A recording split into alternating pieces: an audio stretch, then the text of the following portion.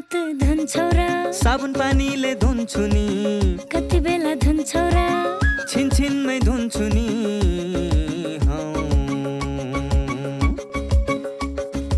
घरमा पस्दा अफिस पस्दा सधैँ धुन्छु हात कोरोनालाई यसै गरी भगाइदिन्छु म त घरमा पस्दा अफिस पस्दा सधैँ धुन्छु हात कोरोनालाई यसै गरी भगाइदिन्छु म त भान्सा छिर्नु अगाडि खाना खानु अगाडि जहाँ त्यही छोएपछि हातले छोपी खोकेपछि हात धुन्छौ र साबुन पानीले धुन्छु नि कति बेला धुन्छौ र छिनछिनमै धुन्छु नि कोरोनाबाट बच्ने 3 उपायहरू। व्यक्ति बीच 2 मिटर टाढा बस्ने, घरबाट बाहिर निस्कँदा मास्क लगाउने र बेला बेलामा साबुन पानीले मिची 20 सेकेन्डसम्म हात धुने। कोरोनाबाट आफू पनि बचाउँ र अरूलाई पनि बचाउँ। नमस्कार, स्वस्थ जीवन कार्यक्रममा तपाईलाई स्वागत छ। नेपाल सरकार स्वास्थ्य तथा जनसङ्ख्या मन्त्रालय, राष्ट्रिय स्वास्थ्य शिक्षा, सूचना तथा सञ्चार केन्द्र र नेपाल टेलिभिजन बीच सहकार्यमा निर्माण गरिएको यो कार्यक्रम एनटिभी प्लसका साथै एनटिभी इटहरी र एनटिभी कोहलपुरबाट पनि हेर्न सक्नुहुनेछ। नेपालको संविधानले स्वास्थ्य सम्बन्धी हकलाई नागरिकको मौलिक हकका रूपमा प्रत्याभूत गरेको छ। समृद्ध नेपाल सुखी नेपालीको राष्ट्रिय आकांक्षा पूरा गर्न आवधिक योजनाहरूमा पनि गुणस्तरीय स्वास्थ्य सेवामा जनताको पहुँच वृद्धि गर्ने लक्ष्य राखिएको छ भने आधारभूत स्वास्थ्य सेवामा राज्यको लगानी पनि वृद्धि भइरहेको छ। स्वास्थ्य सेवामा आम नागरिकको पहुँच वृद्धि गर्न भएका प्रयासहरूका साथै हरेक व्यक्तिले आफ्नो स्वस्थ जीवनका लागि अवलम्बन गर्नुपर्ने उपायहरूबारे हामीले यो कार्यक्रममा चर्चा गर्नेछौँ।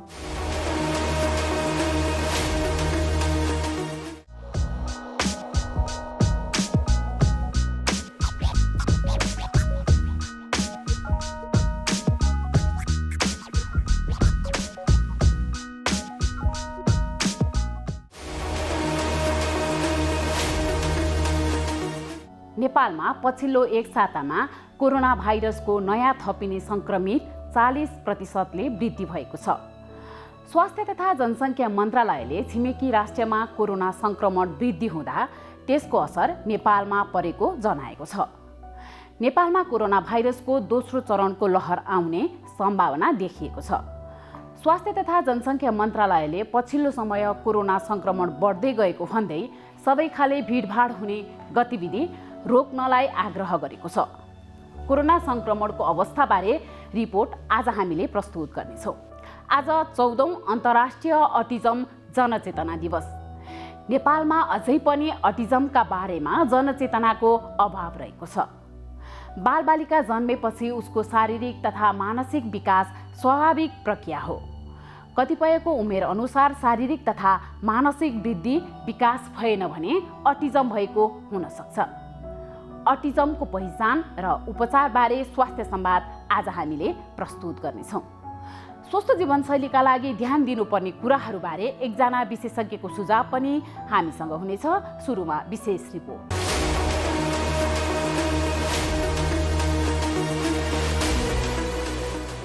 नेपालमा पछिल्लो एक सातामा कोरोना भाइरसका नयाँ थपिने संक्रमित 40%ले वृद्धि भएको छ। स्वास्थ्य तथा जनसङ्ख्या मन्त्रालयले छिमेकी राष्ट्रमा कोरोना संक्रमण वृद्धि हुँदा त्यसको असर नेपालमा परेको जनाएको छ। नेपालमा कोरोना भाइरसको दोस्रो चरणको लहर आउने सम्भावना देखिएको छ। इपिडेमियोलोजी तथा रोग नियन्त्रण महाशाखाका चिकित्सक डाक्टर विराज कर्माचार्यका अनुसार पछिल्लो 3-4 दिनदेखिको ट्रेन्डले कोरोना भाइरसको संक्रमण बढ्दै गएको र यसले दोस्रो लहर आउने हो कि भन्ने सम्भावना बढेको छ। विगतमा भारतमा संक्रमण वृद्धि भएको 1 महिनापछि मात्रै नेपालमा संक्रमण बढेको थियो। भारतमा फागुन अन्त्यमा 24 घण्टामा थपिने संक्रमित 12,000मा सीमित थियो, तर 1 महिना नबित्दै दैनिक रूपमा थपिने संक्रमित करिब 60,000 पुगेको छ। भारतमा 3 साताको तुलना गर्दा संक्रमण वृद्धि 500%ले बढेको छ। नेपाल र भारतमा मात्र होइन, दक्षिण एसियामै कोरोना भाइरसको संक्रमण तीव्र रूपले वृद्धि भइरहेको छ। बङ्गलादेशमा एक सातामा संक्रमण 84% बढेको छ, पाकिस्तानमा 24% बढेको छ भने भारतमा पछिल्लो 2 सातामा मात्रै 140% संक्रमण बढेको छ। गएका केही हप्ताहरूमा छिमेकी राष्ट्रहरूमा देखिएको कोभिड-19 को संक्रमणको वृद्धिलाई हामीले नजिकैबाट नियालिरहेका छौँ। यो ग्राफमा तपाईहरूले देख्नुहुन्छ कि अघिल्लो हप्तामा भन्दा यो हप्ता कोभिड संक्रमणको सङ्ख्या विश्वमा कुन भागमा कसरी बढिरहेको छ। यसमा जति गाढा रातो देखिन्छ त्यति कोभिड संक्रमणको वृद्धि बढी भएको भन्ने देखिन्छ। हामी यसमा के देख्न सक्छौँ भने भारतमा अघिल्लो हप्ताको तुलनामा यो गएको हप्तामा 51%ले संक्रमणको सङ्ख्या बढ्यो भने नेपालमा यो वृद्धि 38%ले रह्यो। त्यसै गरी बङ्गलादेशमा 84%, पाकिस्तानमा 24.4% र मालदिभ्समा 7.4%ले बढेको छ। तर गएको 2 हप्ताको यदि तथ्याङ्क हेर्ने हो भने यो अवस्था अझै भयावह जस्तो लाग्दछ। गएको 2 हप्ता र त्योभन्दा अघिको 2 हप्ताको हामीले तुलना गर्ने हो भने भारतमा झन्डै 140%ले सङ्क्रमण बढेको छ र नेपालमा झन्डै 48%ले सङ्क्रमण बढेको छ। यही प्रक्रिया छिमेकी अरू राष्ट्रहरूमा पनि देखिन्छ। यो ग्राफमा पनि यहाँहरूले यो सङ्क्रमण कसरी बढिरहेको छ विभिन्न देशहरूमा भन्ने कुरा स्पष्टसँग देख्न सक्नुहुन्छ। नेपालमा हुने सङ्क्रमण र छिमेकी राष्ट्र विशेष त भारतमा हुने सङ्क्रमण एकदमै सम्बन्धित छ। हामीले यो ग्राफमा के देख्दछौँ भने निलो जुन धर्को देख्नुहुन्छ तपाईँहरूले त्यसले भारतमा भएको सङ्क्रमण देखाउँछ र रातो जुन छ त्यसले नेपालमा भएको सङ्क्रमण देखाउँछ। यसबाट के पुष्टि हुन्छ भने नेपालमा झन्डै 1 महिना जति पछि भारतमा सङ्क्रमण बढेको 1 महिना जति पछि सङ्क्रमण बढ्न थाल्दछ। अहिले नेपालको सङ्क्रमणको हामीले यो ग्राफ हेर्दाखेरि त्यसरी बढेको जस्तो चाहिँ देख्दैनौँ। तपाईँले यो जुन रातो कोठामा देख्नुहुन्छ त्यो चाहिँ अहिलेको समय हो। तर यो रातो कोठाभित्र भएको तथ्याङ्कलाई अझ नजिकैबाट हेर्ने हो भने हामी के देख्छौँ भने विगत केही हप्ताबाट यो सङ्ख्या बिस्तारै बढ्न थालेको जस्तो देखिन्छ।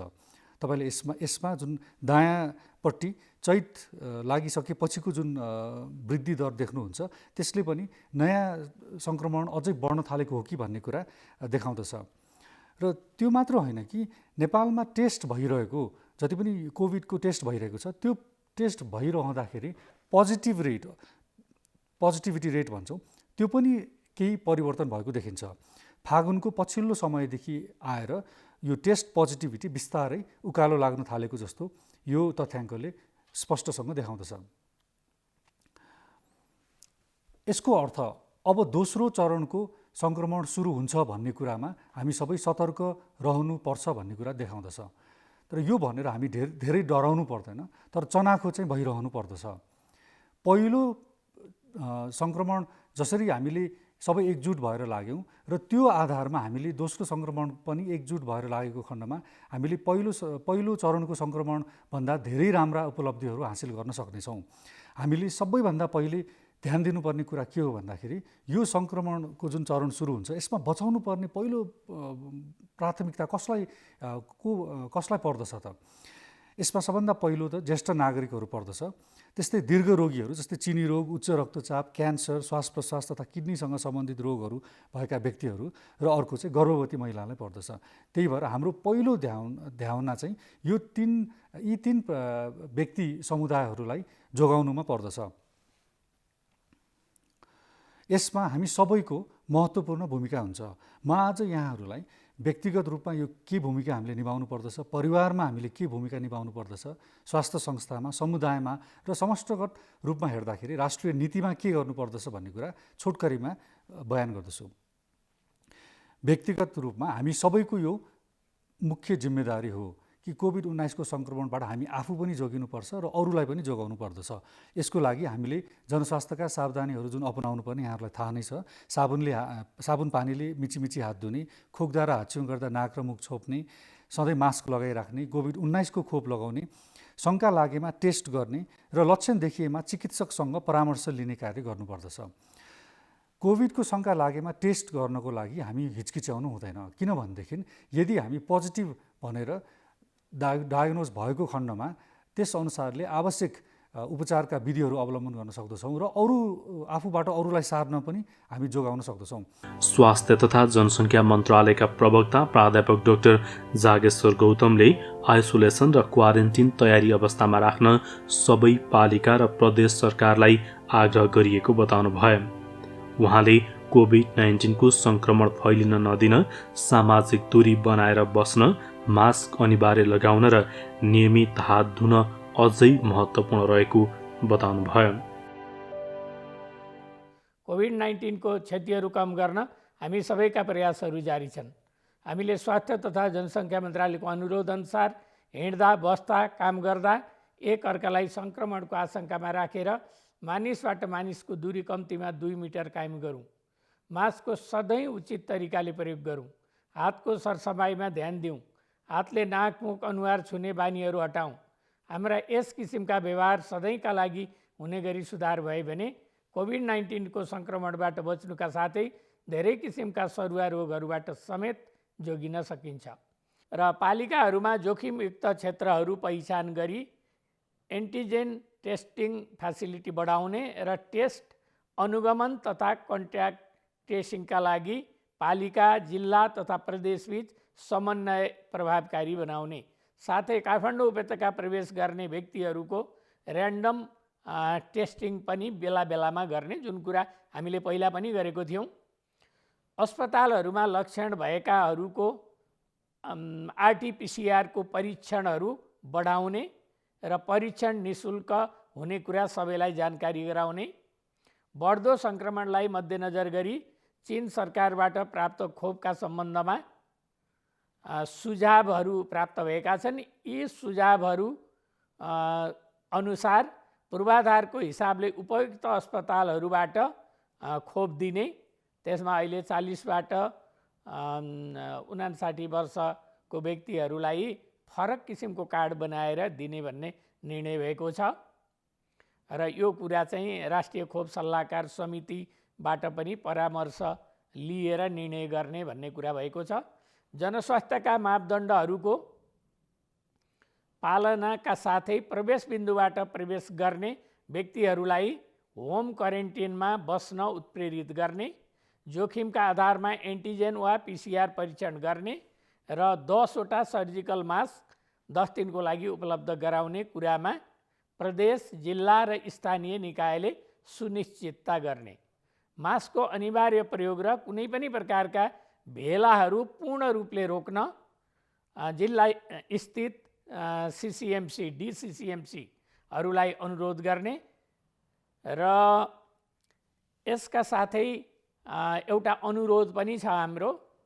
सङ्क्रामक रोग नियन्त्रण ऐन अनुसार प्रमुख जिल्ला अधिकारीहरूलाई जुन अधिकार दिएको छ त्यसअनुसार उहाँहरूलाई चाहिँ स्वास्थ्य तथा जनसङ्ख्या मन्त्रालय के अनुरोध गर्न चाहन्छ भने कुनै पनि जुलुस, भिडभाड, सभा सम्मेलन, भेलाहरू सबै रोक्नका लागि पनि स्वास्थ्य तथा जनसङ्ख्या मन्त्रालयले विनम्रतापूर्वक अनुरोध गरेको छ। कोरोना भाइरस महामारीको अवस्थामा सुरक्षित गर्भावस्था। गर्भावस्था एक विशेष अवस्था हो, चाहे कोरोना भाइरस कोभिड-19 महामारीको बेला नै किन नहोस्।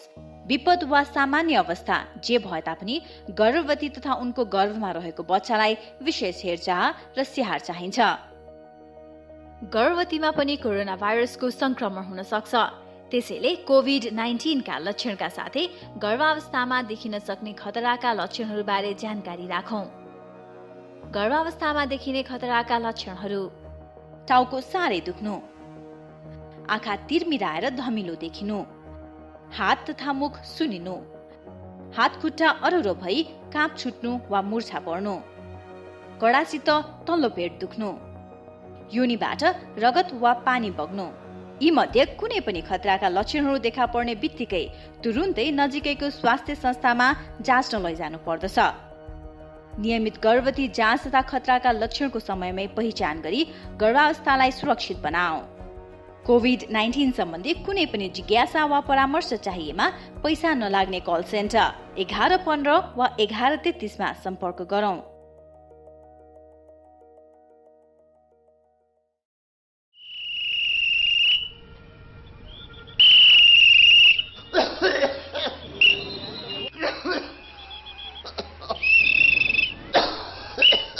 यो मान्छेले यसरी लगातार खोक्न थाल्नुमा कति भयो? धेरै भयो। 2 हप्ताभन्दा बढी लगातार यसरी खोकी लाग्नु त टिबी रोगको लक्षण हो है। टिबी रोग नजिकैको स्वास्थ्य संस्थामा गई खकार चताउनुहोस्, पैसा लाग्दैन। नरो टिबी रोग लाग्यो भने बाँच्दैन। 6 महिनादेखि 8 महिनासम्म नियमित रूपमा नटुटाइकन ओखती खायो भनेदेखि टिबी रोग पुरा निको हुन्छ र बिरामीले ओखती खान थालेपछि यो रोगहरूलाई सर्दा पनि सर्दैन। हो अनि औषधि कतिको महँगो छ नि? फ्री स्वास्थ्य संस्थाहरूमा निःशुल्क पाइन्छ, पैसा तिर्नु पर्दैन। तपाईँ ट्राफिक हो कि डाक्टर हो? कसरी थाहा पाउनु हो? मलाई पनि टिबी रोग लागेको थियो। मैले नियमित रूपमा ओखती सेवन गरेँ, रोग पुरा निको भयो। अहिले हेर्नुहोस् त कस्तो तन्दुरुस्त छु। त्यसो भए यो भाइलाई यतैबाट सिधै लगेर स्वास्थ्य संस्थामा खकार जोन लैजान्छु। कृपया आजदेखि नै क्षयरोग विरुद्धको अभियानमा एकजुट हौँ। नमस्ते, म डाक्टर रितेश थापा, म एउटा मनोचिकित्सक हो। अहिले यो कोरोनाको महामारीमा हामी सबैजना छौँ। यसले गर्दाखेरि हामी सबैलाई असर परिरहेको छ। तर मैले एउटा चिकित्सकको नाताले भन्नुपर्दाखेरि यो पनि अरू रोग जस्तै यो कोरोना पनि एउटा रोग हो। यसबाट हामी सबैजनाले सामान्य उपायहरू अपनाएर बच्न सक्छौँ। त्यही भएर कोही पनि व्यक्तिलाई चाहिँ कोरोना सङ्क्रमित व्यक्तिलाई हेला नगरौँ, किनभने कोरोना त हाम्रो 10 दिन 14 दिनमा हामी ठिक हुन्छौँ उपचार गरेर या नगरी पनि सेल्फ आइसोलेसन ठिक हुन्छौँ। तर जुन मानसिक यातना जुन भोग्नुपर्छ त्यो हेलाले अवहेलनाले गर्दाखेरि त्यो चाहिँ पछिसम्म पनि लामो समयसम्म पनि रहिरहन सक्छ। तर त्यसबाट हामी टाढै रहने कोसिस गर्नुपर्छ। त्यही भएर हामीले कोरोना सङ्क्रमित अथवा ठिक भएर आइसकेको व्यक्तिहरूलाई चाहिँ मद्दत गर्ने, उहाँहरूलाई हौसला प्रदान गर्ने र हामीले के गर्न सक्छौँ उहाँहरूको स्वास्थ्यको लागि, भविष्यको लागि त्यतातिर बढी ध्यान दिन सक्यौँ भने हामी सबैजना मिलेर यस कोरोना महामारीसँग लड्न सक्छौँ र जित्न सक्छौँ। ए सृजना, त किन हिजो अस्ति स्कुल नआएकी? हेर, मेरो त महिनाभरि सुरु भएछ। ए त्यही भएर पो स्कुल नआए कि? मलाई त पहिला एकदमै डर लागेको थियो, पछि आमाले सम्झाउनु भएपछि बल्ल बुझेँ। अनि स्कुल त आउनु पर्थ्यो नि त। आफूलाई कस्तो लाज लागेको थियो। होइन, के को लाजको कुरा गर्छन् यिनीहरू?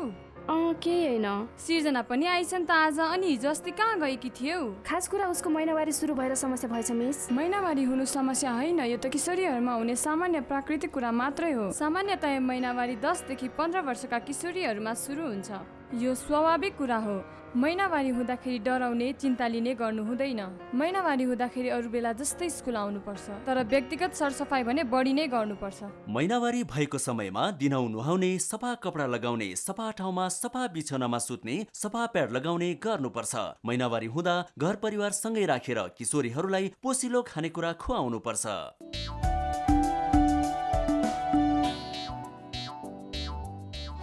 नमस्ते दाजु भाउजू। नमस्कार। कताबाट अस्पतालमा? कसलाई के भयो र? त्यस्तो केही होइन भाइ, यिनको र मेरो सामान्य स्वास्थ्य जाँच गर्न आएको। ल, केही नहुँदा पनि स्वास्थ्य परीक्षण गर्नुपर्छ र? पैसाको नाश मात्र। त्यसो भनेर कहाँ हुन्छ र भाइ? समय समयमा स्वास्थ्य जाँच गरायो भने आफ्नो स्वास्थ्यको अवस्था बारे थाहा हुन्छ। यसरी नियमित रूपमा स्वास्थ्य जाँच गराउँदा कुनै रोग लागेको छ भने सुरुवाती अवस्थामा नै रोग पत्ता लाग्छ अनि समयमै उपचार गर्न सजिलो हुन्छ नि। सही भन्नुभयो दाइ। मैले पनि आफ्नो र परिवारको नियमित स्वास्थ्य जाँच गराएको भए आज मेरो श्रीमतीको यो हालत हुने थिएन र पैसा पनि जोगिन्थ्यो। म त मेरो र मेरो परिवारको स्वास्थ्य प्रति सजग छु। तपाईँ पनि अबदेखि नियमित रूपमा स्वास्थ्य परीक्षण गराउनुहोस् है। राष्ट्रिय स्वास्थ्य शिक्षा सूचना तथा सञ्चार केन्द्र।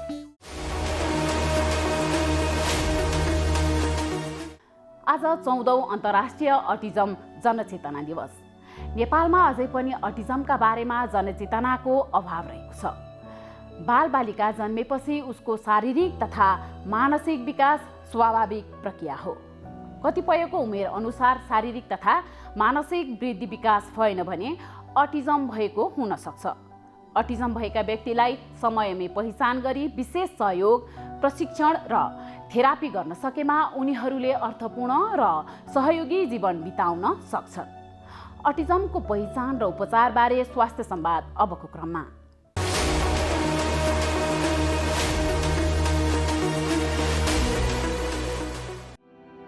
आज 14औं अन्तर्राष्ट्रिय अटिजम जनचेतना दिवस। विश्व स्वास्थ्य संगठनको तथ्याङ्क अनुसार विश्वमा 1% मानिसमा अटिजम समस्या छ।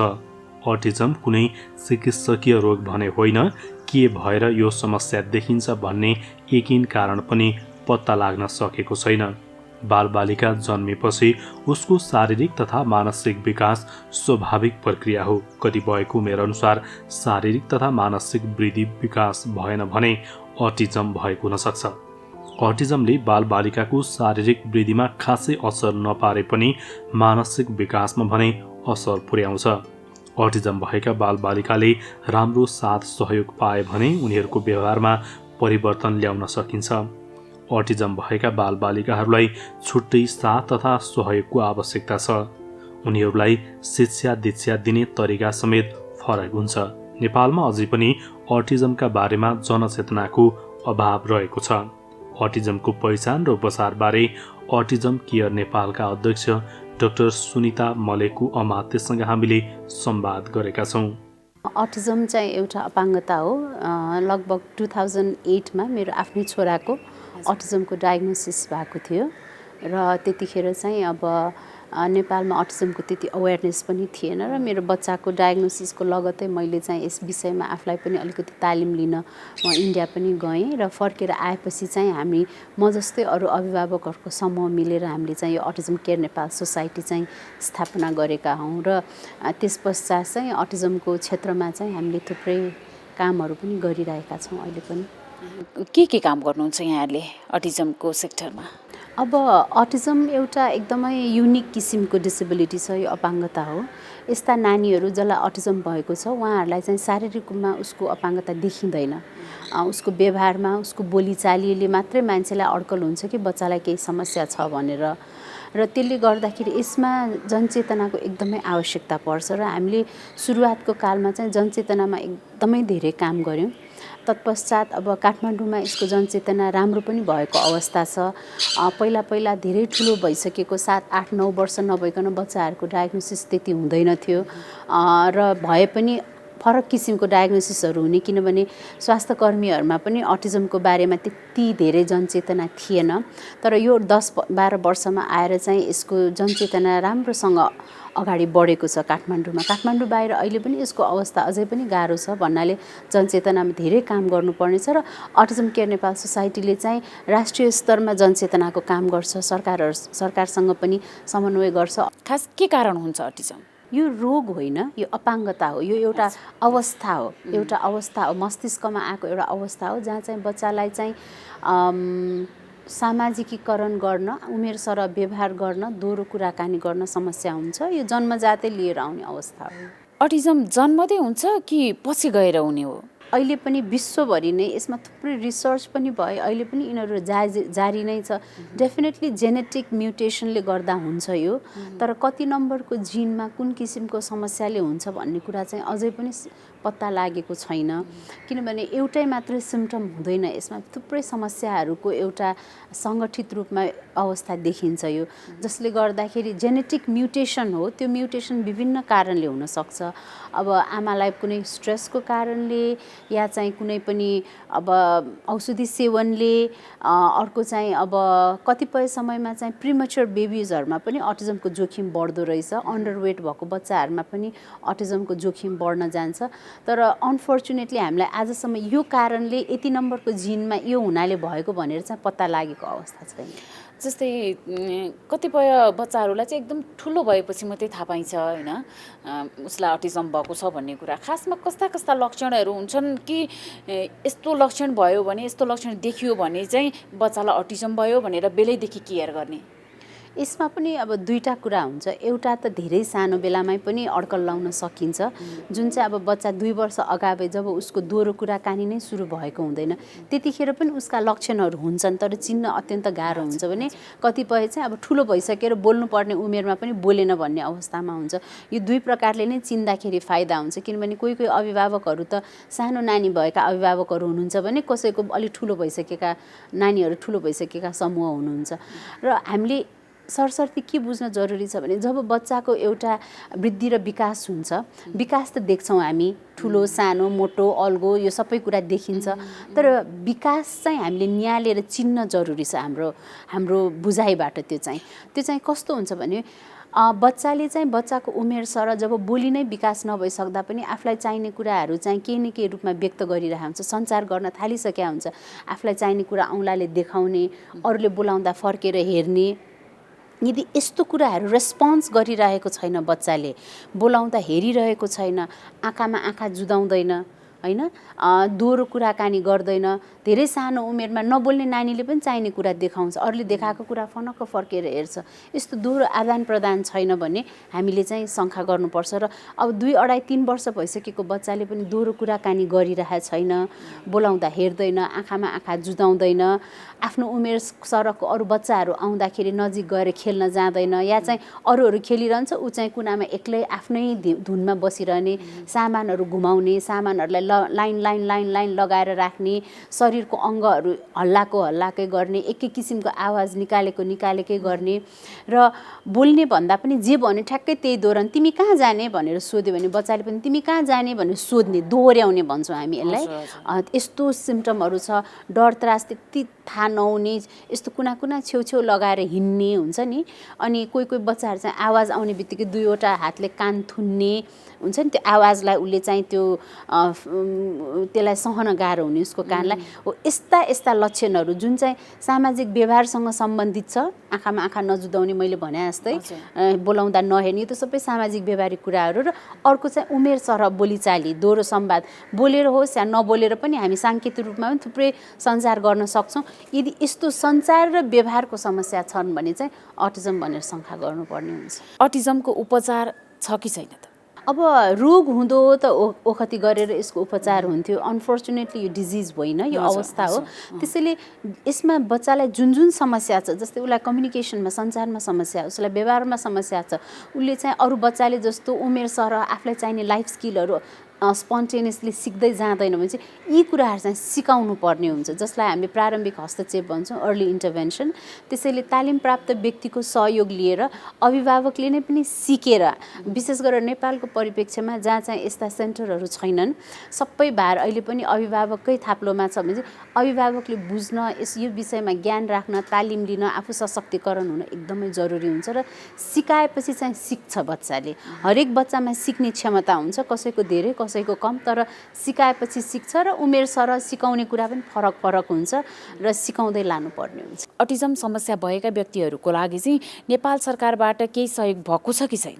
अब सबैभन्दा ठुलो कुरा त गभर्मेन्टले अटिजमलाई रेकग्नाइज गरेको छ। उहाँहरूले चाहिँ यो अपाङ्गता हो भनेर स्वीकार्नु भएको छ, र अपाङ्गता ऐनमा नै अटिजमलाई पनि छुट्टिएर आएको अवस्था छ। त्यो भनेको गभर्मेन्टको धेरै ठुलो फड्को हो। नभने त यो बच्चाहरूको कुनै किसिमको आइडेन्टिटी नै हुँदैन थियो नि त।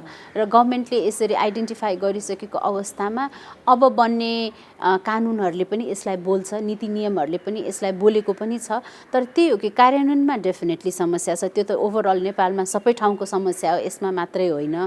र गभर्मेन्टले अबको अवस्थालाई चाहिँ के त भन्दाखेरि अब जनचेतनामा पनि कामहरू गभर्मेन्टबाट केही भइरहेको छ, थोरै भए पनि। अब मेन भनेको शिक्षामा, उहाँहरूको पठन पाठनमा चाहिँ कामहरू गर्नुपर्ने देखिएको छ। यो सँगसँगै यहाँ एकजना जो डाक्टर पनि हुनुहुन्छ र एउटा यहाँको आफ्नो बाबु पनि अटिजम भएको छ, होइन? यहाँ चाहिँ के चाहनुहुन्छ? सरकारले के गरिदियोस् भन्ने चाहनुहुन्छ? अब हेर्नुहोस्, अहिलेको दिनमा सरकार एक्लैले मात्र या हामी जस्तो एनजिओ एक्लैले केही पनि गर्न सक्दैनौँ, होइन? र जति पनि जोसँग पनि यस विषयमा ज्ञान सिपहरू छ, सरकारले भनेको पार्टनरसिपमा नै यस्ता सङ्घ संस्थाहरूसँग मिलेर अबको दिनमा चाहिँ यस्तो नानीहरू, यस्तो अभिभावकहरूको लागि सर्भिसहरू चाहिँ क्रिएट गर्नै पर्छ। हेल्थमा, एजुकेसनमा, सोसियल सिक्युरिटीमा, हरेक सेक्टरमा सरकारको नजर पुग्न नै जरुरी छ। विशेष गरेर शिक्षामा, हेल्थमा। अब किनभने बच्चाको रेकग्निसनै भएन, डायग्नोसिसै भएन, उसको एसेसमेन्ट नै भएन भने उसले कहाँबाट शिक्षा लिन जाओस्। त्यसैले हरेक एस्पेक्ट इक्वली इम्पोर्टेन्ट छ। गभर्मेन्टले हेल्थको लेन्सबाट, एजुकेसनको लेन्सबाट, सोसियल सिक्युरिटीको लेन्सबाट, हरेक सेक्टरबाट चाहिँ यसमा काम गर्नुपर्छ। र एजुकेसनको लागि चाहिँ ह्युमन रिसोर्स डेभलपमेन्टमा गभर्मेन्टले एकदमै धेरै काम गर्नुपर्नेछ। किनभने स्कुल मात्रै भएर भएन, स्कुलले इच्छा मात्रै राखेर भएन, सिकाउन जान्ने ज्ञान खोइ त, त्यस्तो ज्ञान सिप भएका व्यक्ति खोइ त। त्यो त एकजना दुईजना उत्पादन गरेर त पुग्दैन। त्यस्तो लेभलको जनशक्ति चाहिँ राष्ट्रिय स्तरमा पनि उत्पादन गर्ने व्यवस्था चाहिँ गभर्मेन्टले छिटोभन्दा छिटो गर्यो भने यी नानीहरूको पठन पाठनको चाहिँ सुनिश्चिततामा चाहिँ जे होस् न अहिले जुन समस्या छ त्यो समस्या चाहिँ कम हुन्छ। डाक्टर साहब, यो जुन अटिजम भएका बालबालिकाहरू छन् होइन, यी बालबालिकाहरू चाहिँ अरू बालबालिका सरह स्कुलमा पढ्न सक्छन् कि सक्दैनन्? अटिजम एउटा स्पेक्ट्रम डिसअर्डर हो। स्पेक्ट्रम भन्ने बित्तिकै कस्तो हुन्छ भने कोही कोही नानीहरू माइल्ड हुन्छ, कुन कोही मोडरेट हुन्छ, कुन सिभियर हुन्छ। माइल्ड टु मोडरेट नानीहरूलाई त्यस्तै विशेष किसिमको सानैमा अर्ली इन्टरभेन्सन भयो, उसलाई चाहिने बेसिक स्किल कम्युनिकेट गर्न सक्ने, आफूलाई चाहिने कुराहरू व्यक्त गर्न सक्ने होइन, अरूले भनेको कुरा बुझ्ने बुझाउने, त्यो भयो भने चाहिँ कस्तो हुन्छ त भन्दाखेरि रेगुलर स्कुलमा पनि विथ सपोर्ट, तर त्यहाँ त्यस्तै तालिम प्राप्त शिक्षकहरू चाहिँ हुनु पर्यो र त्यस्तो शिक्षकहरूले चाहिँ अरू शिक्षकहरूलाई टिममा राखेर उसलाई चाहिँ चाहिने किसिमको अकोमोडेसन गरेर चाहिँ रेगुलर स्कुल पनि जान सक्छन्। तर केही समय यस्ता नानीहरू हुन्छ जसको चाहिँ एकदमै सिभियर हुन्छ, उनीहरूलाई चाहिँ एकदम स्पेसल सिचुएसनमा नै त्यसरी नै 1:1 गर्नुपर्ने हुन्छ र उनीहरूलाई चाहिँ स्पेसल स्कुलको नै आवश्यकता हुन्छ। तर ओभरअल हाम्रो गोल चाहिँ जहिले पनि सकभर उनीहरू समावेशी शिक्षा हासिल गर्नलाई समावेशी विद्यालयमा नै जाउन् भन्ने चाहिँ हाम्रो चाहिँ गोल हो। जस्तै यो अटिजम भएका बालबालिकाहरूलाई चाहिँ पढाउने, दैनिक जीवन सहज बनाइदिने विद्यालयहरू पनि खुलेका छन् नि अहिले होइन, उहाँहरूलाई चाहिँ के सुझाव दिन चाहनुहुन्छ? अब मैले भने स्कुल पनि दुई किसिमको छ। एउटा त main stream school, regular school, private स्कुलहरू, गभर्मेन्ट स्कुलमा त अलिक गाह्रो नै छ भने अर्को चाहिँ स्पेसल स्कुलहरू। स्पेसल स्कुलहरू धेरै जस्तो चाहिँ एनजिओहरूले रन गरेको, हाम्रो जस्तो प्यारेन्टहरूले रन गरेको, अरू कुनै समाजसेवीहरूले रन गरेको यस्ता प्राइभेट स्कुलहरू मतलब स्पेसल स्कुलहरू छन्। अब सबैलाई चाहिँ सुझाव भनौँ या चाहिँ सुझाव नै त नभनौँ, सबैजनाले आफ्नो किसिमले गरिरहनु भएको छ। सल्लाह चाहिँ के हुन्छ भन्दाखेरि हरेक बच्चाको आवश्यकता फरक हुँदाखेरि सबै बच्चालाई एउटै बास्केटमा राखेर नहेरौँ, हरेक बच्चाको आवश्यकता अनुसारको शिक्षा दिन जरुरी हुन्छ। हुनसक्छ एउटा 6 वर्षको नानीलाई उसको शिक्षा चाहिँ कुर्सीमा एक ठाउँमा बस्ने मात्रै पनि हुनसक्छ भने एउटा अर्को 6 वर्षको नानीलाई हुनसक्छ एउटा अङ्ग्रेजीको शब्द लेख्ने या चाहिँ नेपालीको शब्द लेख्ने हुनसक्छ, त्यति फरक हुनसक्छ। अटिजम यस्तो हुन्छ। त्यसैले उसको आवश्यकता के हो, यदि एउटा बच्चा एक ठाउँमा बस्न नै सिकेको छैन भने उसले अरू कुरा सिक्न सक्दैन। अनि उसको लागि पहिलो शिक्षा नै एक ठाउँमा बस्ने, अरूले बोलेको कुरा सुन्ने, त्यो हुनसक्छ हो। यस्तो डिफ्रेन्सेसहरूलाई चाहिँ हामीले ध्यान दिन जरुरी हुन्छ र एउटा डे केयरमा राख्ने बाटो मात्रै नबनाऊ, तालिम प्राप्त व्यक्तिहरूको माध्यमद्वारा यस्ता नानीहरूलाई शिक्षा दिउँ। किनभने जति सानो उमेरमा उसलाई चाहिने किसिमको हामीले ग्रुम गर्न सक्छौँ, पछिल्लो समयमा ऊ सोसाइटीमा कतिको कार्यशील हुनसक्छ, उसले सोसाइटीमा आफ्नो इन्डिपेन्डेन्स कतिको ल्याउन सक्छ, त्यो पछिल्लो समयको कुरा सबै सानोमा उसले पाएको शिक्षाले चाहिँ आधार बनाउँदै जाने हुनाले जति सानोको शिक्षा हो त्यति महत्त्वपूर्ण हुन्छ र त्यसलाई एकदम प्रोफेसनल वेमा गर्न जरुरी हुन्छ। डाक्टर साहब, यो अटिजम भएका बालबालिकाहरूलाई राख्ने जुन विद्यालय छ, दैनिक जीवन सहज बनाउनको लागि गरिने जुन पढाइ छ, यसमा उनीहरूलाई राख्दाखेरि चाहिँ उनीहरूको जीवनमा केही सुधार हुन्छ कि हुँदैन त? आउँछन्, परिवर्तन अवश्य आउँछन्। केही पनि नगर्नुमा राख्नु र सिकाएपछि सिक्ने क्षमता राख्छन् हेर्नु। तर त्यही हो, हरेक बच्चा फरक छ। उसलाई कुन किसिमको वातावरण दियो, उसलाई कुन किसिमको शिक्षा दियो र कुन किसिमको उसलाई चाहिँ एउटा अपर्च्युनिटी दियो। कोठामै राख्यो भने त त्यो बाहिर आउँदैन। सिकाएको कुरालाई प्रयोगमा ल्याउने वातावरण पनि दिनु पर्यो। भनेपछि प्र्याक्टिकलको पनि एकदम जरुरी हो। स्कुलमा के सिकायो परिवारलाई थाहा छैन त्यो पनि भएन। स्कुल र अभिभावक बुझमा एकदमै राम्रो सम्बन्ध हुनु पर्यो, टिममा काम गर्नु पर्यो ताकि त्यहाँ सिकेको कुरा उसले घर परिवारमा बाहिर जाँदाखेरि त्यसलाई प्रयोगमा ल्याउन सक्नु पर्यो। किनभने सिक्ने भनेको किताबी ज्ञान मात्रै होइन नि त। मैले छुट्टै सिकाएको कुरा गरिरहेको छु, लाइफ स्किलको कुराहरू, एकाडेमिक स्किलको कुराहरू होइन। हुन्छ नि, घरभित्र गर्ने स्किल फरक छ, घर बाहिर गर्ने स्किल फरक छ। लाइफमा त किताब मात्रै पढेर इन्डिपेन्डेन्ट भइँदैन नि त। त्योभन्दा बाहेक अरू थुप्रै कुराहरू छन् जुन अझ महत्त्वपूर्ण छ। नपढेर पनि मान्छे इन्डिपेन्डेन्ट भइन्छ यदि लाइफमा अरू स्किलहरू छन् भने। त्यसैले एकाडेमिक स्किल भन्दा लाइफ स्किल अझ जरुरी हुन्छ र त्यो बच्चाको क्षमता छ र एकाडेमिक स्किल पनि सिक्न सक्यो भने त सुनमा सौगन्ध भइहाल्यो। डाक्टर साहब, जो अटिजम भएका बालबालिकाहरूको अभिभावक हुनुहुन्छ उहाँहरूलाई चाहिँ यहाँहरूले सहयोग गर्नुभएको छ कि छैन? यस्तो छ definitely autism care Nepal society भनेको नै अटिजम भएका बच्चा र उहाँको अभिभावकहरूको चाहिँ हक अधिकारको लागि सञ्चालित संस्था हो र हामी आफू पनि अभिभावक हौँ र हाम्रो मेन गोल भनेको चाहिँ उहाँको फ्यामिलीलाई चाहिँ कसरी सजिलो गर्ने हो। बच्चालाई त भयो त्यसलाई हामी केही गर्न सक्दैनौँ भने चाहिँ आमा बुवालाई तब सजिलो हुन्छ जब आफ्नो बच्चाको समस्यामा केही सुधार आउँछ, आफ्नो बच्चालाई बुझ्ने अवस्था पाउँछ। त्यसले गर्दाखेरि अभिभावकलाई तालिम गर्ने, अभिभावकलाई सशक्तिकरण गर्ने होइन, अभिभावकलाई काउन्सिलिङहरू गर्ने यस्तो कामहरू चाहिँ अटिजम केयर नेपाल सोसाइटीले गर्छ। अरूतिर चाहिँ यहाँहरूले तालिम दिनुभएको छ कि छैन?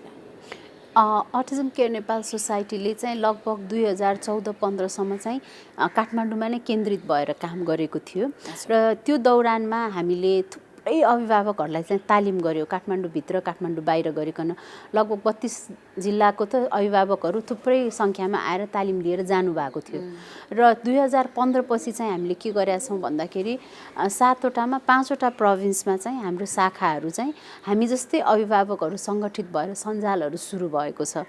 कास्कीमा छ अटिजम केयर नेपाल कास्की, चितवनमा छ अटिजम केयर नेपाल चितवन, झापामा छ, सुर्खेतमा छ, अनि त्यसपछि जनकपुरमा पनि प्रोसेसमा छ। हामीसँग लगभग अहिले 5वटा चाहिँ अलरेडी एक्जिस्टिङ नै छ काठमाडौँमा बाहेक। भनेपछि त्यो जुन एरियामा छ होइन त्यो ठाउँमा चाहिँ त्यहाँ नजिकै भएकाले त्यो सम्पर्क गर्न पनि सक्नुहुन्छ। अवश्य यहाँले अरू यहाँहरूले कुनै नम्बर मार्फत होइन कसैलाई सुझाव दिनु परेमा त्यो पनि छ यहाँहरूको केही? हाम्रो वेबसाइट छ होइन, www सम्झिन सजिलै छ www.autismnepal.org। यो वेबसाइटमा हाम्रो कामहरूको बारेमा फोन नम्बरहरू, हामीसँग भएको विशेषज्ञहरूको बारेमा सबै इन्फर्मेसन छ, फोन नम्बर पनि छ त्यसमा। डाक्टर साहब, यो अटिजम र सुस्त मनस्थितिमा चाहिँ के फरक छ? अटिजम र सुस्त मनस्थिति धेरै फरक छ। यसलाई चाहिँ मैले व्याख्या गर्नु पर्दाखेरि कस्तो हुन्छ भन्दाखेरि अघि मैले जुन एउटा डेभलपमेन्टको कुरा गरेँ नि, सबैको ब्रेनको डेभलपमेन्ट एकै नासले हुँदैन। ब्रेनको डेभलपमेन्ट भन्ने कुरा चाहिँ हरेक बच्चाको उमेर सरह हुन्छ तर रेटमा केही हदसम्म फरक हुन्छ। अब यो ब्रेनको डेभलपमेन्ट चाहिँ कस्तो हुन्छ अटिस्टिक बच्चा र यो सुस्त मनस्थितिको बच्चाको फरक भने एउटा सपोज 9 वर्षको बच्चा छ सुस्त मनस्थिति भएको र अर्को एउटा या त 3 जना अटिजम भएको बच्चा छ 9 वर्षको भने अब जस्तै यो जुन ग्रोथ त जस्तै कि हुन्छ नि लाइफ स्किलको ग्रोथ हुन्छ, एकाडेमिक स्किलको ग्रोथ हुन्छ, विभिन्न अरू ग्रोथहरू हुन्छ नि। एउटा सुस्त मनस्थिति भएको बच्चा 9 वर्ष भए पनि यदि उसको मेन्टल एज चाहिँ सपोज 1 वर्षको जति मात्र विकास भएको छ भने उसको यो सबै पक्षको विकास चाहिँ 1 वर्षको सरह हुन्छ। उसको बोलीचाली, उसको लाइफ स्किलमा गर्न जान्ने काम, उसको सिक्न सक्ने क्षमताहरू। तर अटिजम भएको बच्चा 9 वर्षको है यो पनि फेरि, तर उसको फेरि सिपको विकास चाहिँ एकदमै यस्तो अनइभन हुन्छ। कुनै विकास 2 वर्षको सरहको हुनसक्छ, कुनै पक्षको होइन कम्युनिकेसनको चाहिँ हुनसक्छ जम्मा 2-3 वर्षको होला, हुनसक्छ त्यो बच्चा त्यस्तै स्पेक्ट्रममा अलिकति हायर साइडमा छ, म्याथमेटिक्स गर्न सक्ने 8 वर्षको स्किलको होला, सोसियल स्किल 5 वर्षको होला। यस्तो अनइभन स्किल डेभलपमेन्ट चाहिँ अटिजम भएको। अटिजममा 9 वर्षको 3 जना बच्चा 3 प्रकारको हुन्छ कि भन्नाले कोही बच्चा एकाडेमिकमा एकदमै सार्प हुन सक्ने, सोसियल र कम्युनिकेसन स्किलमा कम हुने भने कोही बच्चाहरू सोसियल स्किल कम्युनिकेसनमा पनि कम हुनसक्छ, एकाडेमिक्समा पनि आफूभन्दा कम आफ्नो उमेरभन्दा कम हुनसक्छ। त्यसैले अटिस्टिक बच्चाहरू कोही धेरै नै इन्टेलिजेन्ट हुन्छन्, धेरै नै सार्प हुन्छन्, सिक्ने क्षमता उसमा हुन्छ तर उसले कम्युनिकेट गर्न सक्दैन, जसले गर्दा उसको त्यो इन्टेलिजेन्स उसले देखाउन सक्दैन। डाक्टर साहब, अहिले त कोभिड सङ्क्रमणको समय पनि छ। अटिजम भएका बालबालिकाहरूले सबै मनका कुरा अनि भएका समस्याहरू भन्दैनन् पनि। कोभिड सङ्क्रमण भयो भने उनीहरूलाई कतिको जटिलता हुनसक्छ त? धेरै नै हुन्छ। फर्स्ट अफ अल अहिलेको सिचुएसनबारे बुझ्न नै गाह्रो हुन त। अब यो 8-9 महिनामा उहाँ बच्चाहरूले पनि अब व्यक्त गर्न नसके पनि कतिले त बोल्न पनि सक्नेहरू छन्। अब शब्दै पनि धेरै सुन्दा अब बानी भइसक्यो होला। अब मुख्य भनेको अटिजम भएको नानीहरू चाहिँ एकदम आफ्नो रुटिनमा बस्छन् के, त्यो उनीहरूको आवश्यकता हो, अटिस्टिक बच्चाहरूको एउटा आवश्यकता हो। तर यसरी रुटिन चेन्ज भइदियो कोभिडले गर्दाखेरि, सबै कुरा अदल बदल नै हुन गयो, कुनै पनि कुरा पहिलाको जस्तो छैन। त्यसैले सुरुको कालमा डेफिनेटली एकदमै गाह्रो भयो, तर बिस्तारै बिस्तारै युज टु चाहिँ भएको छ। तर अहिले पनि अब कतै लानु पर्यो, केही गर्नु पर्यो, मास्क लगाउनु पर्छ, टाढा बस्नुपर्छ, छुनु हुँदैन, यस्तो यस्तो कुरा किन भनेर चाहिँ बुझाउन गाह्रो कि। अब कति बच्चाहरूलाई घरदेखि बाहिर गइरहे बानी, बाहिर जान पाएन अनि एकदमै स्ट्रेसफुल हुने, एङ्जाइटी हुने थुप्रै नानीहरू फ्यामिलीमा गाह्रो भएको छ। घरमा राख्दा राख्दा राख्न गाह्रो भएर अभिभावकहरूलाई पहिला त कमसेकम स्कुल गइदिन्थ्यो, डे केयर गइदिन्थ्यो। अब घरमै दिनभरि उसलाई हेर्नुपर्ने, घरको कामकाज त्यत्तिकै गर्नुपर्ने र अभिभावकहरूलाई पनि त्यत्तिकै मेन्टल स्ट्रेस, बच्चाहरूलाई मात्रै होइन अभिभावकलाई पनि त्यत्तिकै गाह्रो भएको छ। उनीहरूलाई उनीहरूको अनुसार पुरा गर्न नसक्दा अनि अझै रिसाउँछन् उनीहरू होइन, त्यो त भइहाल्छ, त्यो त एकदम धेरै स्ट्रेस हुन्छ। अनि अर्को कुरा नि डाक्टर साहब, जस्तै उनीहरूले त मलाई यस्तो भएको छ भन्ने जुनसुकै बिरामी हुँदा पनि, कोभिडकै मात्रै नगरौँ, जुनसुकै बिरामी हुँदाखेरि पनि सबैले त मलाई यस्तो भएको छ, मलाई पेट दुखेको छ, टाउको दुखेको छ भन्ने कुराहरू सबैले त भन्न सक्दैन नि। कसरी थाहा पाउने यो बेलामा चाहिँ? अब मेन त थोरैले भन्न सक्छन् होइन, तर भन्न नसक्ने अवस्थामा त अब आमा बुवाको एउटा सिक्स्थ सेन्स भन्छ नि, एउटा बेसिक इन्स्टिङ्क्टले नै हो। अब बच्चा अघि पछि जस्तो चलिरहेको छैन, एकदमै न्यास्रो भएर बसिरहेछ, खानाहरू खाइरहेको छैन, अब ढिली राखेर हेऱ्यो, त्यो सबै अन्दाजबाट नै हो। अन्दाजबाट केही भएको छ भने त्यसपछि फर्दर चेकअप गराउनु पर्ने भयो। अब चेकअप गराउन लानु पनि त्यति सहज छैन होइन, नयाँ ठाउँमा लानु पर्यो, त्यहाँ डक्टरले बुझ्दैन, लाइन बस्नु पर्यो। अब कोभिडमा त जाने ठाउँै पनि अहिलेसम्म हामीलाई एकदमै स्पेसली यो हुन्छ नि, यस्तो स्पेसिफिक ठाउँमा लाने भन्ने पनि गभर्मेन्टबाट त्यस्तो अवस्थाहरू छैन, धेरै गाह्रो छ, सोच्नै सकिँदैन। त्यसैले सबभन्दा इम्पोर्टेन्ट प्रिभेन्सन नै हो। अटिजम भएका बालबालिकाहरूलाई जुन सिकाइको आवश्यकता पर्छ, कस्तो कस्तो कुरामा चाहिँ ध्यान दिनुपर्ने हुन्छ त्यसमा? अटिजम भएको नानीहरू अब सानोमा सिकाउने कुरा, एउटा टिन एज बच्चालाई सिकाउने कुरा, एडल्टलाई सिकाउने कुरा फरक हुन्छ, यो बुझ्नुपर्छ। र कतिपय समयमा अभिभावकहरूलाई चाहिँ, म पनि एउटा अभिभावक त्यही अवस्थाबाट गुज्रेर आएको होइन, सानोमा चाहिँ मलाई पनि के लाग्थ्यो भने बच्चाले बोलेपछि त सबै ठिक भइहाल्छ नि जस्तो लाग्थ्यो कि, त्यति नाइभ थिएँ म पनि भनौँ न। तर वास्तवमा त्यति सजिलो रहेन रहेछ, त्यो भनेर हामी तर्सिने चाहिँ होइन, तर थाहा पाइराख्न जरुरी छ। सानो बेलामा सिकाउने कुरा, ठुलो बेलामा सिकाउने कुरा फरक हुँदै गए जस्तै सानोमा चाहिँ हामीलाई के लाग्छ भन्दाखेरि अब कुनै थेरापिस्टमा लगेर राखिदिउँ, फर इक्जाम्पल स्पिच थेरापीमा लगिरहेछ, ल थेरापी भइ नै रहेछ बच्चाको, उसले बोलिहाल्ला, सिकिहाल्ला, भइहाल्ला नि भन्ने हामीलाई लाग्छ।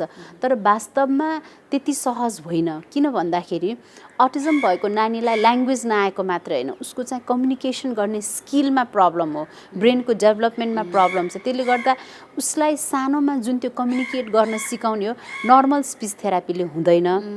र उसलाई चाहिँ वास्तवमा बुझ्न र व्यक्त गर्न, यो दोहोरो स्पिच भने कम्युनिकेसन भनेको चाहिँ दोहोरो आदान प्रदान हो नि त, बुझ्न नि पर्यो, व्यक्त गर्न नि पर्यो हो, यो सिकाउन जरुरी छ। र त्यस्तै जानेको बुझेको विशेषज्ञ मात्रै तालिम दिन जरुरी छ बच्चालाई। र थेरापिस्टको भरमा मात्रै बच्चाले गर्यो भनेर छोड्नुभन्दा पनि अभिभावकले त्यो सिकेर बच्चालाई घरको अवस्थामा पनि त्यो सिकाउन जरुरी छ। नत्र आधी घन्टा थेरापिस्ट कहाँ बसेर उसको जीवन बन्ने होइन, त्यति सहज छैन। अभिभावकले पनि त्यसमा अध्ययन गर्नु पर्यो, सिक्नु पर्यो, सँगै बसेर टिममा काम गर्नु पर्यो। र त्यो सिकेको कुरालाई चाहिँ आफ्नो इन्भाइरोमेन्टमा, आफ्नो सिचुएसनहरूमा त्यसलाई चाहिँ एप्लाई गर्नु पर्यो र उमेर अनुसार सिकाउने कुरालाई चाहिँ फरक गर्दै लानु पर्यो। अटिजम भएका बालिकाहरूको कुरा गर्नुपर्दा उनीहरूको सुरक्षाको लागि चाहिँ के कस्ता कार्यहरू गर्न आवश्यक छ?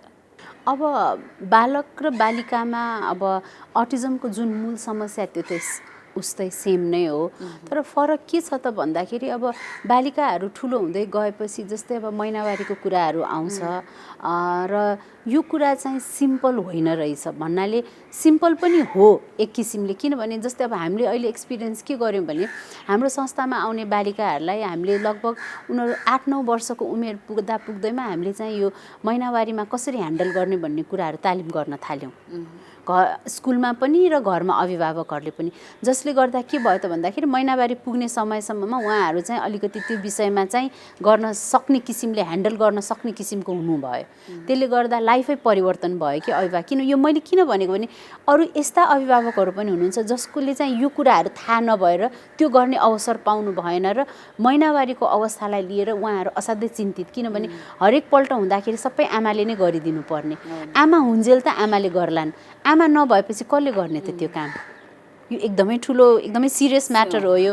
र अर्को कुरा चाहिँ के त भन्दाखेरि हाम्रो समाज हुन त अब विश्वभरि नै यो नभएको त होइन, तर यस्तो नानीहरूले चाहिँ अरूले गरेको कुनियत बुझ्न गाह्रो, आफूले पनि कुराहरू व्यक्त गर्न गाह्रो। कसैले नराम्रो इन्टेन्सनले छोइदियो, बोलिदियो, हेरिदियो, उसले बुझ्दैन र उसले चाहिँ कुन ठिक कुन बेठिक छुट्याउन सक्दैन, जसले गर्दाखेरि चाहिँ थुप्रै यस्तो घर नजिकै व्यक्तिहरूबाट यसरी हिंसाहरू भएको कुराहरू पनि हाम्रो समाजमा एकदमै छन्, पटक पटक आइ पनि रहेछ। र यो कुराहरू चाहिँ गर्ल चाइल्डहरूलाई चाहिँ एकदमै ठुलो अब्युज, एकदमै ठुलो एउटा च्यालेन्ज हो कि यो। हजुर डाक्टर साहब, यो नबुझ्ने त एउटा यो भयो होइन, एउटा फरक बाटो भयो। कुनै बच्चाहरू त मलाई यस्तो नजरले हेर्दैछ भन्ने बुझ्ने पनि हुन्छन् होला नि। नजरले हेरेको बुझ्ने भन्दा पनि मलाई उसले छोयोसम्म भन्लान्, तर त्यो छोएको गलत या सही हो उसले खासै बुझ्न गाह्रो हुनसक्छ, उसलाई पनि मन पर्दैन, तर उसले ठिक समयमा ठिक तरिकाले त्यसलाई व्यक्त गर्न सक्दैन। मतलब उनीहरूलाई त्यो कुराले अलिअलि हिंसाको शिकार पनि बन्छन् र उनीहरूलाई अझ बढी भित्रैदेखि तनाव पनि अझ थपिला नि त्यो कारणले त हुन्छ। अब मन बुझेन त ठिकै भयो, तर मलाई यो कुरा राम्रो लाग्दैन भन्ने उसलाई मनमा भए पनि उसले व्यक्त गर्न सकेन, के भइरहेको नै बुझ्न सकेन भने त मान्छेलाई तनाव हुने स्वाभाविक नै भयो। त्यसले गर्दा त झन् बालिकाहरूलाई त झन् थप समस्या, मानसिक समस्या अझ ठुलो हुने भयो। हो, यो सबै हिंसाहरूबाट बस्न यी इत्यादि कुराहरू चाहिँ धेरै नै गाह्रो छ। भनेपछि यसको लागि पनि त यहाँहरूले केही प्रोसेस चाल्नु पर्यो नि त। त्यो जुन बालिकाहरू छन् उनीहरूले आफ्नो सुरक्षा गर्न सक्ने बनाउनको लागि के गर्न सकिन्छ त? एउटा सबभन्दा ठुलो कुरा भनेको यसमा सर्वप्रथम त अभिभावकलाई सचेत गर्ने हो यो विषयवस्तुमा। कतिपय समय अभिभावकले नि सोचेकै हुँदैन यस्तो पनि होला भनेर होइन। र सानै उमेरदेखि चाहिँ यी नानीहरूलाई चाहिँ आफ्नो नजिकको मान्छे कोसँग कतिसम्म नजिक बस्नु हुने, कसले छुँदा ठिक रे को आफ्नो, अब हामीले चाहिँ क्लोज सर्कल भन्छौँ कि क्लोज सर्कल, फार सर्कल भन्छौँ, त्यो आफ्नै घरको मम्मी ड्याडी या आफ्नै साखै दाजुभाइ बाहेकको इभन आफ्नो काका या ठुलो बाउको छोराहरूले सम्म पनि हामी त्यसलाई क्लोज सर्कलमा राख्दैनौँ कि। त्यसरी सानैदेखि त्यसरी तालिम गर्दै लान्छौँ ताकि यी व्यक्तिहरूबाट चाहिँ कसरी आफ्नो डिस्टेन्स राख्ने, कसैले छुन आयो भने कसरी उहाँहरूलाई चाहिँ स्टप गराउने, यस्तो ज्ञानहरू चाहिँ बुझ्ने भन्नाले अलिकति 8-9 वर्षको उमेरदेखि नै हामी दिँदै लान्छौँ। एउटा कुरा त्यो भयो। अर्को भनेको चाहिँ हामीले हाम्रो समाजलाई सचेत गराउने, जनचेतना फैलाउने पनि हो। यी किनभने यस्तो कुराहरू भनेको सबै मानवको एउटा एटिट्युडको कुरा हो नि त होइन। बच्चाले बुझ्दैन जान्दैन भन्दैमा मिसयुज त गर्न पाइएन नि त। उहाँहरूले आफ्नो छोरी आफ्नो बहिनीलाई सोच्नु पर्यो नि त। हाम्रो एक सन्तान छ, अर्को तुरुन्तै जन्माउने इच्छा छैन, त्यसैले परिवार योजनाको लामो अवधिका केही अस्थायी साधनहरूको बारेमा सल्लाह लिउँ भनेर आएको। तपाईहरु जस्तो लामो अवधिको गर्भान्तर गर्न चाहनेहरूको लागि इम्प्लान्ट वा आयुसिडी नै ठिक हुन्छ। अनि यो इम्प्लान्ट आयुसिडी कहाँ कसरी प्रयोग गरिन्छ, कति समय काम गर्छ होला? इम्प्लान्ट चाहिँ महिलाहरूको पाखुराको छाला मुनि राख्ने र यो एक पटक राखेपछि 5 वर्षसम्म गर्भ रहँदैन। अनि आयुसिडी नि? आयुसिडी चाहिँ महिलाहरूको पाठेघरमा राखिन्छ र यो एक पटक राखेपछि 12 वर्षसम्म गर्भ रहँदैन। बीचमै सन्तानको रहर भयो भने, यदि तपाईहरुलाई बीचैमा सन्तानको रहर भएमा यी दुवै साधनहरूलाई झिक्न पनि सकिन्छ। अनि यी दुवै अस्थायी साधनहरू कतिको सुरक्षित छन् त? सुरक्षित र प्रभावकारी छन्। तपाईहरुले केही डर मान्नु पर्दैन। पहिला तपाईहरु सल्लाह गर्नुहोस्, त्यसपछि सेवाको लागि त हामी जहिले आउनुहुन्छ तयार छौँ। नमस्ते, म डाक्टर विजेश राज घिमिरे, क्यान्सर रोग विशेषज्ञ। म यहाँहरूलाई आज हाम्रो क्यान्सर र कोभिडको बारेमा केही भन्न गइरहेको छु।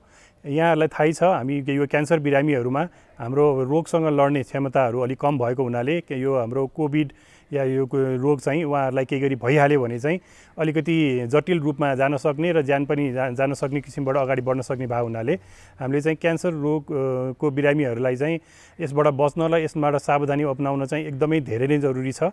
त्यसैले गर्दाखेरि म यहाँहरू सबैलाई अरूहरूले त सबैले गर्नु नै पर्छ, तर यहाँ क्यान्सर रोगीहरूले चाहिँ र क्यान्सरबाट उपचार गराइरहेका या क्यान्सर लागेर निको भइसकेका बिरामीहरूले चाहिँ यसमा एकदमै नै धेरै याद गर्नुहोला। अर्को कुरा चाहिँ के छ भनेदेखि हामीले अब क्यान्सरको लागि भनेर उपचार गर्नै पर्ने बिरामीहरू जसको लागि चाहिँ हाम्रो अलिक मतलब निको पार्न सकिने खालका रोगीहरू चाहिँ क्यान्सरको उपचारमा आउनलाई एकदम जरुरी छ। कोरोनाकै बिचमा पनि हामीले उपचार दिइरहेका छौँ र यसमा चाहिँ कि यहाँहरू आत्तिनु पर्दैन, हामीले सबै हाम्रो आफ्नो प्रिकसनहरू लिएर उपचार गरि नै रहेका छौँ। तर पनि अब धेरै बिरामीहरू चाहिँ यहाँ के भन्छ क्यान्सरको अब उपचार सकिसकेर जेनरल फलोअपमा या कुनै जरुरी नभइकन पनि हस्पिटल कहिलेकाहीँ फाटाफुट्टा आउने गर्नुभएको छ। उहाँहरूलाई हामी के भन्न चाहन्छौँ भने जरुरी भएमा मात्रै हस्पिटल आइदिनु होला, होइन भने चाहिँ हामी सबैलाई मोबाइलबाट या अरू कुनै माध्यमबाट चाहिँ फोन गरेर अथवा हामीले उहाँहरूलाई यहाँ परामर्श दिन सक्छौँ र सबै चाहिएको मान्छे चाहिँ क्यान्सर उपचारमा आउनु होला, जरुरी पनि छ। तर नचाहिएका मान्छेहरू चाहिँ घरमै बस्नु होला र पर्नु पर्यो भनेदेखि चाहिँ डाक्टरसँग चाहिँ अरू माध्यमबाट चाहिँ हामीलाई सम्पर्क गर्नु होला। स्वस्थ जीवनका लागि खानपान, बानी व्यवहार, जीवनशैली आदिमा ध्यान दिनुपर्छ। यदि यी सबै कुराको सही रूपमा पालना भयो भने हाम्रो जीवनमा सकारात्मक प्रभाव पर्छ र हामी स्वस्थकर जीवनयापन गर्न सक्छौँ। सफल जीवनको मूल आधार पनि स्वस्थ शरीर नै हो। अव्यवस्थित दिनचर्याले हाम्रो स्वास्थ्यमा प्रतिकूल असर पारिरहेको हुन्छ। स्वस्थ जीवनशैलीका लागि ध्यान दिनुपर्ने कुराहरूबारे एकजना विशेषज्ञको सुझाव अबको क्रममा।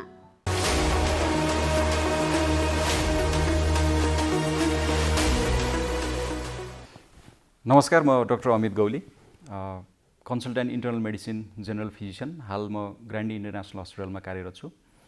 अहिले यो जुन हाम्रो विभिन्न रोगहरूको कहर देखिएको छ र विभिन्न यो स्वास्थ्य समस्याहरू पनि देखिएको छ, यो सबै स्वास्थ्य समस्याहरू र बिरामी यो रोगहरूबाट बच्नको लागि चाहिँ स्वास्थ्यको एकदमै ठुलो ख्याल गर्नुपर्ने देखिन्छ। स्वास्थ्यको ख्याल हामीले अरू बेलामा त गर्छौँ नै, तर यस्तो यो कोभिडको पेन्डेमिक भएको बेलामा र अरू यस्तो बिमारीहरू देखेको बेलामा अझ पनि हामीले त्योभन्दा पनि अझै सतर्क र सजग भएर यो हाम्रो स्वास्थ्यको ख्याल चाहिँ गर्नुपर्ने हुन्छ। स्वास्थ्यको ख्याल हामीले कसरी गर्ने भन्दा खानपानबाट गर्न सकिन्छ, हजुरको रहनसहनबाट गर्न सकिन्छ र अरू विभिन्न कुराहरूबाट पनि हामीले स्वास्थ्यको ख्याल गर्न सकिन्छ। खानपानको लागि हामीले चाहिँ एकदमै स्वास्थ्यवर्धक कुराहरू, होइन, जस्तै सागसब्जीहरू, फलफुलहरू, प्रशस्त पानी पिउनु पर्यो र शरीरको चाहिँ रोग प्रतिरोधात्मक शक्ति बढाउने खालका कुराहरू, होइन, त्यो चाहिँ खानु पर्यो। बेला बेलामा हजुरको चाहिँ माछा मासुहरूको प्रयोग, यो सबै कुराहरूले चाहिँ हजुरको रोग प्रतिरोधात्मक शक्तिहरू बढाउँछ। भाइटामिन्सहरू, मिनरल्सहरू लिनु पर्यो, होइन, एन्टिअक्सिडेन्ट्सहरू, ती सबै लिएर चाहिँ शरीरको रोग प्रतिरोधात्मक शक्ति बढाउने। र अर्को कुरा के रहेको छ भन्दा रहनसहनमा चाहिँ हामीले हजुरको शारीरिक व्यायामलाई चाहिँ एकदम उच्च प्राथमिकतामा राख्छौँ। हजुरको जस्तै दिनमा चाहिँ एटलिस्ट 20 मिनट अलिकति हिँडडुल गर्ने, होइन, अलिकति आफ्नो शारीरिक सुस्ततालाई हटाउने, त्यो गर्न सकिन्छ। दिनमा 20 मिनट हजुरको चाहिँ अथवा हप्तामा एटलिस्ट 5 डेज भन्छ कि, त्यसरी हामीले चाहिँ शारीरिक व्यायामहरू गऱ्यौँ अनि शरीरको निष्क्रियतालाई चाहिँ हामीले कम गर्न सक्यौँ भने पनि हामीले चाहिँ राम्रो शरीर बनाउन सक्छौँ, राम्रो स्वास्थ्य बनाउन सक्छौँ भनिन्छ। अर्को कुरा के रहेको छ त भन्दाखेरि धुम्रपान हजुरले नगर्ने, मद्यपान नगर्ने, होइन, यी बाहेक हजुरका यावत जुन अम्मली कुराहरू छन् यीबाट चाहिँ टाढै बस्नुभयो भने पनि हजुरको स्वास्थ्य चाहिँ राम्रो हुन्छ। र अर्को कुरा के रहेको छ भन्दा चाहिँ रोगको चाहिँ सही समयमा सही पहिचान गर्न सकियो भने पनि त्यो रोगले चाहिँ पछि हामीलाई असर गर्ने जुन कुरा छ त्यो चाहिँ एकदमै कम भएर जान्छ, है त। रोग सही समयमै हामीले चाहिँ पक्राउन सकियो भने त्यसलाई हामीले समयमै उपचार पनि गर्न सक्छौँ र हामीले दुःख पाउने एउटा जुन सिलसिला हुन्छ त्यो पनि रोकिने गर्दछ।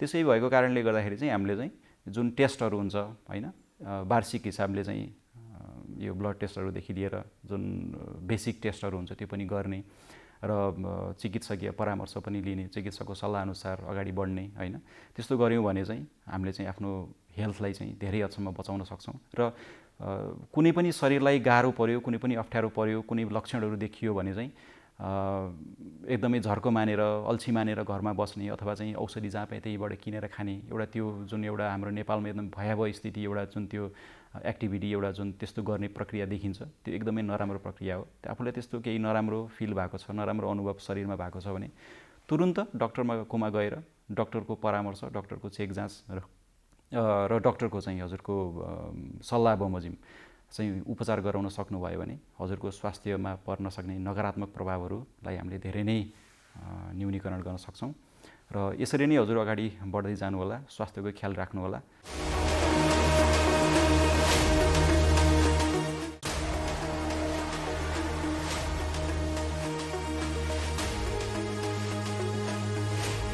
कार्यक्रम स्वस्थ जीवन हरेक दिन एनटिभी प्लसबाट बिहान 7 बजेदेखि 8 बजेसम्म र पूर्ण प्रसारण साँझ 5 देखि 6 बजेसम्म, एनटिभी कोहलपुरबाट 1 देखि 2 बजेसम्म र एनटिभी इटहरीबाट दिउँसो 2 देखि 3 बजेसम्म प्रसारण हुने गरेको छ। स्वास्थ्य सम्बन्धी यहाँहरूको कुनै जिज्ञासा वा समस्या भएमा हामी सम्बन्धित विज्ञहरूबाट समाधान खोजी कार्यक्रममा प्रसारण गर्नेछौँ। हामीलाई सम्पर्क गर्ने माध्यमहरू यस प्रकार रहेका छन्: फोन, एसएमएस तथा भाइबरको लागि 98 43 52 93 97, इमेल swasthjivan@ntv.org.np। यस कार्यक्रमको बारेमा आफ्नो सल्लाह, सुझाव र प्रतिक्रिया पनि यहाँहरूले यिनै माध्यम मार्फत दिन सक्नुहुनेछ। साथै कार्यक्रममा के कस्ता सामग्री, विषय वा विज्ञहरू समेट्नु पर्ला भन्ने विषयमा पनि सुझाव दिन सक्नुहुन्छ। कार्यक्रम यहाँहरूले सामाजिक सञ्जाल मार्फत पनि हेर्न सक्नुहुनेछ। YouTube Nepal television, mobile application Nepal television, Facebook facebook.com/neptv2041। किन लगाएर तिमीहरूले कुकुरलाई? ऊ त्यहाँ नारायणले कुकुरले टोक्यो। ओहो, साउन पानी लिएर आऊ त, छिटै छिटै ल्या। नारायण बाबु, कहाँ टोक्यो कुकुरले? कुकुर हेर्नुस् न। ए साउन पानी छिटै ल्याउनु दौडा। कसको कुकुर रहेछ? खोइ टोकेर भाग्यो, भुसिया हो कि? कुकुर साउन पानी ल्याउ ल्याउ ल्याउ ल्याउ ल्याउ ल्याउ। कुनै पनि कुकुरले टोक्यो भने 5 मिनेटसम्म साबुन पानीले सफा गर्नुपर्छ। चिनेको वा पालिया कुकुर हो भने 10 दिनसम्म हेर्नुपर्छ। 10 दिनभित्र त्यो कुकुर मर्यो वा हरायो भने तुरुन्तै इन्जेक्सन लाउनुपर्छ। होइन गुरु, कहाँ खोज्नु त्यो कुकुरलाई मैले? यस्तो बेला तुरुन्त अस्पताल जानुपर्छ। हिँडे जाउँ, उठाऊ। ठिक गर्नुभयो। अझ औला, गाला, टाउको, घाँटीमा टोकेको भए त झन् बढी खतरा हुन्थ्यो। अब आत्तिनु पर्दैन, नछुटाइकन भ्याक्सिन लिनुस्, केही हुन्न। रेबिज लाग्यो भने कस्तो लक्षण देखिन्छ डाक्टर साहब? रेबिज लागेपछि पानीदेखि डराउने, थुकिरहने, कराउने हुन्छ। हेर्नुहोस्, रेबिज लागेपछि उपचार हुँदैन। त्यसैले कुकुरले टोकेपछि समयमै रेबिजको भ्याक्सिन लिएमा सजिलै बच्न सकिन्छ।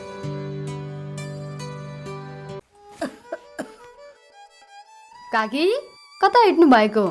रुगा खोकी लागेर सन्चो नभएको धेरै भयो, औषधि लिन हिँडेँ कि म त। हो, म पनि अस्ति बिरामी हुँदा एन्टिबायोटिक औषधि किनेर खाकी थिएँ। ए, मसँग बाँकी छ, त्यही खाँदा भइहाल्छ नि। किन किन जानु पर्यो र? हिँड्नुहोस्, मसँग औषधि लिएर जानु होला। ल ल जाऊ। कहाँ जाने कुरा हुँदैछ? बहिनीकोमा एन्टिबायोटिक रहेछ, त्यही लिन चल लाकी। कहाँ त्यसरी एन्टिबायोटिक खानुहुन्छ त? स्वास्थ्य कर्मीको सिफारिस बिना मैले छोरीलाई एन्टिबायोटिक औषधि खुवाउँदा रोग बल्झेर छोरीले कति धेरै दुःख पाए। तुरुन्त स्वास्थ्य कर्मी कहाँ गएर जचाएर मात्र औषधि खानुहोस्। तपाईँ यहाँ आएर धेरै राम्रो गर्नुभयो। एन्टिबायोटिक औषधिको दुरुपयोगले बारम्बार रोग बल्झिएर निको हुन गाह्रो हुन्छ र हामी सबैलाई जोखिममा पारेको छ। त्यसैले सधैँ स्वास्थ्य कर्मीको सिफारिसमा मात्र एन्टिबायोटिक औषधि पुरा मात्रामा र पुरा अवधि सेवन गर्ने गरौँ। स्वास्थ्य सम्बन्धी महत्त्वपूर्ण नम्बरहरू। स्वास्थ्य सम्बन्धी कुनै पनि जानकारी र सहयोगका लागि स्वास्थ्य तथा जनसङ्ख्या मन्त्रालयका हटलाइन नम्बरहरू 1115 र 1133 वा मोबाइल नम्बर 98512 55839। एम्बुलेन्स सेवाको लागि 102 र 112। वैदेशिक रोजगारीको क्रममा स्वास्थ्यमा समस्या भएमा, अन्य सहयोग वा जानकारी आवश्यक परेमा श्रम, रोजगार तथा सामाजिक सुरक्षा मन्त्रालयको हटलाइन नम्बर 1141। शान्ति, सुरक्षा र अन्य सहयोगका लागि नेपाल प्रहरीको नम्बर 100। सशस्त्र प्रहरी बलको नम्बर 1114। रगत आवश्यक परेमा ब्लड बैंकको नम्बर 01 42 25 344। नेपालमा पछिल्लो एक सातामा कोरोना भाइरसका नयाँ थपिने संक्रमित 40%ले वृद्धि भएको छ। स्वास्थ्य तथा जनसङ्ख्या मन्त्रालयले छिमेकी राष्ट्रमा कोरोना सङ्क्रमण वृद्धि हुँदा त्यसको असर नेपालमा परेको जनाएको छ। नेपालमा कोरोना भाइरसको दोस्रो चरणको लहर आउने सम्भावना देखिएको छ। स्वास्थ्य तथा जनसङ्ख्या मन्त्रालयले पछिल्लो समय कोरोना सङ्क्रमण बढ्दै गएको भन्दै सबै खाले भिडभाड हुने गतिविधि रोक्न आग्रह गरेको छ। कोरोना भाइरस सङ्क्रमणको अवस्थाबारे रिपोर्ट आज हामीले प्रस्तुत गर्यौँ। आज 14औं अन्तर्राष्ट्रिय अटिजम जनचेतना दिवस। विश्व स्वास्थ्य सङ्गठनको तथ्याङ्क अनुसारमा विश्वमा 1% मानिसमा अटिजमको समस्या छ। अटिजमको पहिचान र उपचारबारे स्वास्थ्य संवादका साथै स्वस्थ जीवनशैलीका लागि ध्यान दिनुपर्ने कुराहरूबारे एकजना विशेषज्ञको सुझाव पनि प्रस्तुत गर्यौँ। आजका लागि स्वस्थ जीवन कार्यक्रमको समय सकिएको छ। यो कार्यक्रम नेपाल टेलिभिजनको वेबसाइट www.nepaltvonline.com तथा नेपाल टेलिभिजनको मोबाइल एप र फेसबुक, युट्युब जस्ता सामाजिक सञ्जालमा पनि हेर्न सक्नुहुनेछ। यो कार्यक्रममा तपाईका स्वास्थ्य सम्बन्धी समस्या, सरकारले प्रवाह गरेका स्वास्थ्य सेवा अथवा हाम्रो कार्यक्रमबारे कुनै जिज्ञासा भए हामीलाई सम्पर्क गर्न सक्नुहुनेछ। सम्पर्क माध्यम हामीले टेलिभिजन स्क्रिनमा देखाइरहेका छौँ। तपाईका समस्यालाई हामीले सरकारी अधिकारी वा विज्ञ मार्फत समाधान गर्ने प्रयास गर्नेछौँ। आजका लागि स्वस्थ जीवन कार्यक्रमबाट हामी सबैलाई बिदा दिनुहोस्। नमस्कार।